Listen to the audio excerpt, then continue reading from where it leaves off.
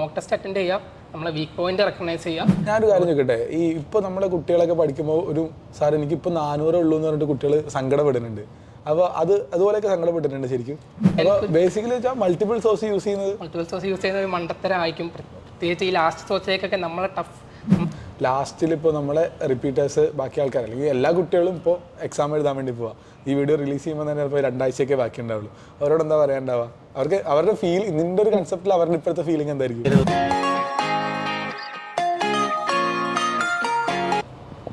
Last മിനിറ്റിലേക്ക്, അതായത് last month അല്ലെങ്കിൽ last 3 weeks 4 വീക്സിലേക്കൊക്കെ നമ്മൾ പ്രിപ്പയർ ചെയ്യുമ്പോഴത്തേക്ക് ഞാൻ ചെയ്ത എന്താ വെച്ചാൽ, ഞാൻ കംപ്ലീറ്റ്ലി ഓരോ ചാപ്റ്ററായി പഠിക്കുന്നത് നിർത്തിയിട്ടുണ്ടായിരുന്നു. സ്പെസിഫിക് ടോപ്പിക്കോ സ്പെസിഫിക് ചാപ്റ്ററായിട്ടോ പഠിക്കുന്നത് നിർത്തിയിട്ടുണ്ടായിരുന്നു. ഞാൻ ചെയ്തുകൊണ്ടിരിക്കുന്നത് എന്താ വെച്ചാൽ, മോക്ക് ടെസ്റ്റ്, അതായത് കംപ്ലീറ്റ് ഫുൾ ടോപ്പിക് എക്സാം എഴുതും. അതിൽ നമുക്ക് എന്തൊക്കെയാണ് മിസ്റ്റേക്ക് വരുന്നത്, നമ്മളെ വീക്ക് പോയിന്റ് ഏതൊക്കെയാണ് അത് മനസ്സിലാവും. എന്നിട്ട് ഒരു മോക്ക് എക്സാം കഴിഞ്ഞിട്ട് 2 ഡേയ്സോ 3 ഡേയ്സോ എടുത്തിട്ട് ആ ടോപ്പിക്ക് ഞാൻ ഫിനിഷ് ചെയ്യും. പിന്നെ എന്നിട്ട് മോക്ക് ടെസ്റ്റ് ചെയ്തു. അതായത് ഞാൻ പ്രിപ്പയർ ചെയ്തപ്പോൾ ഞാൻ ഫോളോ ചെയ്തത് സ്ട്രാറ്റജി, അതായത് മോക്ക് ടെസ്റ്റ് അറ്റൻഡ് ചെയ്യുക, നമ്മളെ വീക്ക് പോയിന്റ് റെക്കഗ്നൈസ് ചെയ്യുക, ആ വീക്ക് പോയിന്റിൽ വർക്ക് ചെയ്യുക. അതായത് ലാസ്റ്റ് ഒരു 1 മന്ത് ഞാൻ ഈ ഒരു മാസം മൊത്തം നിനക്ക് ഇതുപോലെ ചെയ്യാൻ വേണ്ടി പറ്റിയിട്ടുണ്ടായിരുന്നു? അതിൻ്റെ ഇടയിൽ സ്റ്റക്കൊന്നും ആയില്ല? അതായത് ഒരു മോക്ക് ടെസ്റ്റ് ചെയ്തുമ്പോൾ തന്നെ നമ്മളെ കോൺഫിഡൻസ് അങ്ങ് 0 ലെവലിലെത്തി പോകും. പിന്നെ അതിന് ഉയർന്നു വരാൻ തന്നെ ഒരു 2-3 ദിവസം എടുക്കും. അതായത് നമ്മൾ മോക്ക് ടെസ്റ്റ് ചെയ്തിട്ട് നമുക്ക് മാർക്ക് കിട്ടുന്ന 400 450 പ്ലസ് ഒക്കെ കിട്ടുന്നുണ്ടാവും. എത്രയൊക്കെ മാർക്ക് വന്നിട്ടുണ്ടായിരുന്നു ഈ ലാസ്റ്റിലൊക്കെ 1 മന്തിലൊക്കെ? അറൗണ്ട്, അതായത് ഞാൻ തുടക്കത്തിൽ, അതായത് കംപ്ലീറ്റ് മോക്ക് ടെസ്റ്റ് ചെയ്താൽ തുടങ്ങുമ്പോൾ ആ സ്റ്റാർട്ടിങ്ങിൽ എൻ്റെ റേഞ്ച് ഒരു 450 പ്ലസ് ഒക്കെ ആയിരുന്നു. പിന്നെ അത് നമുക്ക് തന്നെ അങ്ങനെ കാണാൻ കഴിയും. നമ്മളെ ഓരോ മോക്ക് എക്സാം നമ്മൾ അറ്റൻഡ് ചെയ്ത് കഴിയുമ്പോഴും ചിലത് ടഫാവും, അപ്പോൾ നമ്മളെ മാർക്ക് പോയും. അതല്ലാതെ പ്രോഗ്രസീവ് നോക്കുകയാണെങ്കിൽ നമ്മളെ മാർക്ക് കൂടി വരുന്നത്. ഞാനൊരു കാര്യം ചോദിക്കട്ടെ, ഈ ഇപ്പോൾ നമ്മളെ കുട്ടികളൊക്കെ പഠിക്കുമ്പോൾ ഒരു സാർ എനിക്കിപ്പോൾ 400 ഉള്ളൂ എന്ന് പറഞ്ഞിട്ട് കുട്ടികൾ സങ്കടപ്പെടുന്നുണ്ട്. അപ്പോൾ അതുപോലെയൊക്കെ സങ്കടപ്പെട്ടിട്ടുണ്ട് ശരിക്കും. അതായത് ഞാനിപ്പോൾ ആൽപ്സിലായാലും ക്രാഷ് ബാച്ചിലൊക്കെ കാണുമ്പോഴും എല്ലാവരും പറയുന്നത് ഇതാണ്, ഇത്ര മാർക്കേ കിട്ടുന്നുള്ളൂ. ഈ എക്സാമിന് തന്നെ ഞങ്ങൾ ലാസ്റ്റ് പോയിന്റിൽ വരെ എക്സാം ഇത് റിവൈസ് ചെയ്തിട്ട് പോയിട്ടും ഞങ്ങൾക്ക് ഓർമ്മ കിട്ടുന്നില്ല. പിന്നെ ഞങ്ങൾ ഫുൾ ടോപ്പിക്ക് വരുമ്പോൾ എങ്ങനെ എക്സാം അറ്റൻഡ് ചെയ്യും? അവരോടൊക്കെ പറയാനുള്ളത്, ഇതേ രീതിയിലാണ് എല്ലാവരും, അതായത് നീറ്റ് ക്രാക്ക് ചെയ്ത എല്ലാവരും ഇതേ രീതിയിൽ തന്നെ ആയിരിക്കും പോയിട്ടുണ്ടാവുക. അതായത് ഒരു ഫുൾ കോൺഫിഡൻസ് ആയിട്ട്, അതായത് ഞാൻ എല്ലാം പഠിച്ചു തീർത്ത് നമ്മൾ 10th +1 എക്സാം എഴുതാൻ പോകുന്ന പോലെ എൻ്റെ ടോപ്പിക് കഴിഞ്ഞു, ഞാൻ കംപ്ലീറ്റ്ലി ഫിനിഷായി, ഇനി നീറ്റ് എക്സാം എഴുതാൻ പോവാം, അങ്ങനെ ആ ഒരു അവസ്ഥയിൽ ആരും എത്തുന്നുണ്ടാവില്ല. കംപ്ലീറ്റ് ഫുൾഫിൽമെന്റ് നമുക്ക് ഒരിക്കലും കിട്ടില്ല. എല്ലാവരും ഒരു പാർസലായിട്ട് ഇതറിയാം അങ്ങനത്തെ ഒരു എഫക്റ്റിലാണ് എല്ലാവരും നീറ്റ് എക്സാം എഴുതാൻ പോകുന്നത്. റിപ്പീറ്റ് ചെയ്ത് ലാസ്റ്റിലത്തെ ഒരു ഫേസിലേക്കൊക്കെ എത്തിക്കഴിഞ്ഞപ്പോഴത്തേക്കും ഓർത്തെടുക്കാൻ പറ്റുന്ന എന്തെങ്കിലും ഒരു സംഭവം, ഒരാളോ സഹായിച്ചതോ അല്ലെങ്കിൽ ഉപദ്രവിച്ചതോ അങ്ങനെ എന്തെങ്കിലുമൊക്കെ ഉണ്ടായിട്ടുണ്ടോ? എനിക്ക് ഓർഗാനിക് കെമിസ്ട്രി ആയിരുന്നു ഏറ്റവും പാട്. ഞാൻ ഡോപ്പിൽ കയറുമ്പോൾ സാർ ഇൻ്റർവ്യൂ ഒക്കെ എടുക്കുമ്പോൾ പറഞ്ഞിട്ടുണ്ട്, എനിക്ക് ഓർഗാനിക് കെമിസ്ട്രി ആയിരുന്നു ഏറ്റവും കൂടുതൽ ടഫ്. ഞാൻ ഡോപ്പിൽ ക്രാഷിൻ്റെ ക്ലാസ് കാണലുണ്ട്, യൂട്യൂബിൽ കുറേ ക്ലാസ്സിൽ കാണുന്നുണ്ട്. ഞാൻ വേറെ ഒരു ഓഫ്ലൈൻ ഇൻസ്റ്റിറ്റ്യൂട്ടിൽ പഠിച്ചിട്ടുണ്ടായിരുന്നു, അപ്പോൾ അവിടുത്തെ നോട്ട്സൊക്കെ റിവൈസ് ചെയ്തിട്ടുണ്ട്. അങ്ങനെ ഓർഗാനിക് കെമിസ്ട്രി ലാസ്റ്റ് പഠിച്ച് ശരിക്കും എന്താ വെച്ചാൽ ഒരു അവിൽ പകയായി, അതായത് ഒരു ഐഡിയ ഇല്ലാത്ത രീതിയായി. എല്ലാം യൂട്യൂബിലെ 2-3 ക്ലാസ് കാണും, ഡോപ്പിലത്തെ റിവിഷൻ ക്ലാസ് കാണും, എൻ്റെ അവിടുത്തെ നോട്ട് റിവൈസ് ചെയ്യും. എല്ലാം കൂടി ഓർഗാനിക് MCQ ചെയ്ത ബുക്കുകളില്ലേ, ലാസ്റ്റ് എക്സാം എഴുതാൻ പറ്റുമ്പോൾ എനിക്ക് ഓർഗാനിക് ഒരു ഐഡിയ ഇല്ലാതെ, അതായത് ബേസിക് കൺസെപ്റ്റ് ഒരു അറിയാത്ത രീതിയായിപ്പോയി. പിന്നെ അതിലിങ്ങനെ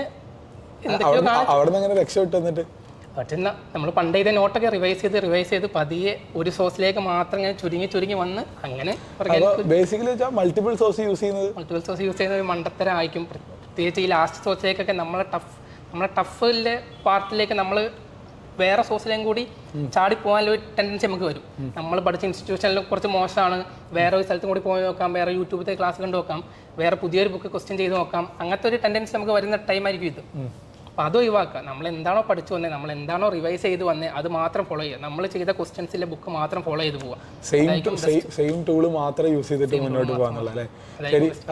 ഇപ്പോൾ ഹലോ, ഇത് അനന്തു ആണ്. അനന്തു നമ്മുടെ ആൽപ്സ് ഡോപ്പ നീറ്റ് സ്കൂളിൽ എന്താണ് മെന്ററായിട്ട് വർക്ക് ചെയ്തോണ്ടിരിക്കുന്നത്. അനന്തു, നമ്മുടെ സ്കൂളിലെ കുട്ടികൾക്ക് ചെയ്യുന്ന സമയത്ത് നടക്കുന്ന ഇൻസിഡൻസ്, അവിടെ എന്തൊക്കെയാണ് സംഭവിക്കുന്നത്, എങ്ങനെയാണ് കുട്ടികളിലേക്ക് ഇൻവോൾവ് ചെയ്യുന്നത് എന്നുള്ള കാര്യം പറയാം. അതായത് ഞാൻ ഇപ്പം ബേസിക്കലി +1 ആൻഡ് +2 ഇൻ്റഗ്രേറ്റഡ് സ്കൂളിലെ കുട്ടികളാണ് മെൻറ്റർ ചെയ്യുന്നത്. അപ്പം അവരെ വെച്ച് നോക്കുമ്പം ഞാൻ എൻ്റെ +2 ആയിട്ട് കമ്പയർ ചെയ്യുമ്പോൾ എനിക്ക് ശരിക്കും ഒരു തമാശ വരുന്നത്, അതായത് ഞാൻ ഇപ്പം അവർ ചെയ്ത ക്വസ്റ്റ്യൻസ് ഞാൻ റിപ്പീറ്റിലേക്കൊക്കെ ലാസ്റ്റ് ചെയ്ത ക്വസ്റ്റ്യൻസ് ആണ് ഇപ്പം അവർ അടിപൊളിയായി ചെയ്തുകൊണ്ടിരിക്കുന്നത്. അപ്പം എനിക്ക് എൻ്റെ +1 കാല് വെച്ച് നോക്കുമ്പോൾ ഞാൻ അങ്ങനത്തെ ക്വസ്റ്റ്യൻ കണ്ടിട്ട് പോലും ഉണ്ടാവില്ല. പക്ഷെ എന്നാലും എനിക്ക് അവരെ, അതായത് ഈ ക്വസ്റ്റ്യൻ നീ ചെയ്തില്ലല്ലോ, അവർ വെറുതെ ഇങ്ങനെ വഴക്ക് പറയുമ്പോൾ ഞാൻ ഉള്ളിലിങ്ങനെ ചിരിക്കുകയാണ്. നമുക്കൊരു ഐഡിയ ഒരു ഇല്ലാത്ത സാധനമാണ് അവർ ഇത്ര അടിപൊളിയായി ചെയ്തുകൊണ്ടിരിക്കുന്നത്. ഈ മെന്റർഷിപ്പിന്റെ ഇമ്പോർട്ടൻസ് എന്താണെന്ന് എനിക്ക് തോന്നുന്നത് ആസ് എ മെന്റർ ആയിട്ട് തന്നെ നോക്കുമ്പോൾ. അതായത് ഞാൻ മെന്ററായിട്ട് വർക്ക് ചെയ്യുന്ന കാര്യമല്ല പറയുന്നത്. എനിക്ക് മെന്റർഷിപ്പ്, ഡോപ്പയിലെ മെന്റർഷിപ്പ് കിട്ടിയ കാര്യം പറയും. അതായത് എൻ്റെ ഫാമിലിയിലോ എൻ്റെ ഫ്രണ്ട് സർക്കിളിലോ എൻ്റെ അകന്ന ഫാമിലിയിലോ പോലും ഒരു MBBS കിട്ടിയ ഒരു ഡോക്ടറോ അങ്ങനത്തെ ആരും ഇല്ലായിരുന്നു. അപ്പം നമുക്ക് അവരോട് സംസാരിക്കുക, അതായത് ഈ എക്സാം ക്രാക്ക് ചെയ്ത ഒരാളോട് സംസാരിക്കുക. അതായത് ഞാൻ ഇപ്പോൾ ഒരു എക്സാമ്പിൾ പറഞ്ഞാൽ, നമ്മൾ ഫിസിക്സൊക്കെ ഇങ്ങനെ ചെയ്തു വരുമ്പം ചില ടഫ് ചാപ്റ്റേഴ്സ് ഉണ്ടാവും. ഏകദേശം പറഞ്ഞാൽ റൊട്ടേഷൻ മോഷൻ, കറണ്ട്, ഇലക്ട്രിസിറ്റി. അപ്പം ഇത് ടഫായിരുന്നു എനിക്ക്. അപ്പം നമ്മളെ മെൻറ്ററോട് പറയുമ്പോൾ ഈ ചാപ്റ്റർ എനിക്ക് ടഫാണ്. അപ്പോൾ അവരും പറയും ഈ ചാപ്റ്റർ ഞങ്ങൾക്കും ടഫായിരുന്നടാ, ഈ ചാപ്റ്റർ ഇങ്ങനെ തന്നെയാണ്, ഈ ചാപ്റ്ററിന് ഇത്ര ക്വസ്റ്റ്യനെ നമുക്ക് കിട്ടുള്ളൂ, കുറേ കിട്ടാത്ത ക്വസ്റ്റ്യൻ ഉണ്ടാകും. അപ്പം നമുക്കൊരു കോൺഫിഡൻസാണ്, നീറ്റ് ക്രാക്ക് ചെയ്ത ഒരാൾക്കും ഈ ചാപ്റ്റർ ടഫായിരുന്നു, നീറ്റ് ക്രാക്ക് ചെയ്ത ഒരാൾക്കും ഈ ചാപ്റ്ററെ കുറച്ച് കുഴപ്പിച്ചിട്ടുണ്ട്. അപ്പം നമുക്ക് കിട്ടുന്ന കോൺഫിഡൻസ്, നമ്മൾ ചെയ്യുന്നത് ഓക്കെയാണ്, നമ്മളും ആ വേ കൂടെ തന്നെ പോകുന്നത്, പ്രശ്നമില്ല. ആ ഒരു കോൺഫിഡൻസ് നമുക്ക് കിട്ടും അതിലൂടെ. ശരിക്കും ഈ റിപ്പീറ്റ് ചെയ്യുക അല്ലെങ്കിൽ +1 ഇൻ്റഗ്രേറ്റഡ് ചെയ്യാന്ന് പറഞ്ഞാൽ ഫിസിക്സ്, കെമിസ്ട്രി, ബയോളജി പഠിക്കൽ മാത്രമാണോ ശരിക്കും നടക്കുന്നതിനകത്ത്? അങ്ങനെ ഒരു സബ്ജക്ട് നോളജ് ഉണ്ടെങ്കിൽ നീറ്റ് ക്രാക്ക് ചെയ്യാൻ പറ്റുമോ? അതാണ്, അതായത് നമ്മളിപ്പോൾ സാധാരണ +1 +2 ഒരു സാധാരണ സ്കൂളിൽ പഠിക്കുമ്പോഴും ഇൻ്റഗ്രേറ്റഡ് സ്കൂളിൽ പഠിക്കുന്ന തമ്മിൽ ഡിഫറൻസ് എന്താ വെച്ചാൽ, എല്ലാവരും ടോപ്പിക്ക് സെയിം തന്നെ പഠിക്കുന്നത്. നമ്മളെല്ലാവരും പഠിക്കുന്ന NCERT തന്നെയാണ്. പക്ഷേ ഇൻ്റഗ്രേറ്റഡ് സ്കൂളായി നമ്മൾ പഠിക്കുമ്പോൾ നമ്മൾ കൂടുതലായിട്ട് MCQ പ്രാക്ടീസാണ്. കാരണം തിയറി എത്ര പഠിച്ചിട്ടോ നമുക്ക് നീറ്റ് എക്സാം പോലത്തെ അല്ല, ഒരു എൻട്രൻസ് എക്സാം നമുക്ക് തിയറി പഠിച്ചുകൊണ്ട് ക്രാക്ക് ചെയ്യാൻ കഴിയില്ല. അതിൽ നമുക്ക് എന്തായാലും പ്രാക്ടീസ് ചെയ്യാം, MCQ പ്രാക്ടീസ് ചെയ്യണം. അതൊരു പ്രത്യേക സ്കില്ല് തന്നെയാണ്, നമ്മൾ ആർജിച്ചെടുക്കേണ്ട ഒരു സ്കില്ല് തന്നെയാണ്. അതിപ്പം തിയറി പഠിച്ച് അന്യം MCQ ഏട്ട വെച്ചാൽ നമുക്ക് കിട്ടുന്നതല്ല, അതൊന്നും കിട്ടാതെ അങ്ങനെ അതൊരു പ്രോസസ്സാണ്. അപ്പം അതിൻ്റേതായ ടൈമും എടുക്കും. അപ്പം നമ്മൾ +1 +2 മുതലേ നമ്മൾ ഈ പ്രാക്ടീസ് ചെയ്യുകയാണെങ്കിൽ നമുക്ക് ഒരു വർഷം റിപ്പീറ്റ് ചെയ്യാതെ തന്നെ നീറ്റ് ക്രാക്ക് ചെയ്യുന്ന അവസ്ഥയിലൊക്കെ നമുക്ക് ഈസി ആയിട്ട് എത്താൻ കഴിയുന്ന ഒരു സാധനം ഉണ്ടാവാം. ലാസ്റ്റിൽ ഇപ്പോൾ നമ്മളെ റിപ്പീറ്റേഴ്സ് ബാക്കി ആൾക്കാർ അല്ലെങ്കിൽ എല്ലാ കുട്ടികളും ഇപ്പോൾ എക്സാം എഴുതാൻ വേണ്ടി പോവാം. ഈ വീഡിയോ റിലീസ് ചെയ്യുമ്പോൾ തന്നെ ഇപ്പോൾ 2 ആഴ്ചയൊക്കെ ബാക്കി ഉണ്ടാവുള്ളൂ. അവരോട് എന്താ പറയാനുണ്ടാവുക? അവരുടെ ഫീൽ, നിൻ്റെ ഒരു കൺസെപ്റ്റിൽ അവരുടെ ഇപ്പോഴത്തെ ഫീലിംഗ് എന്തായിരിക്കും?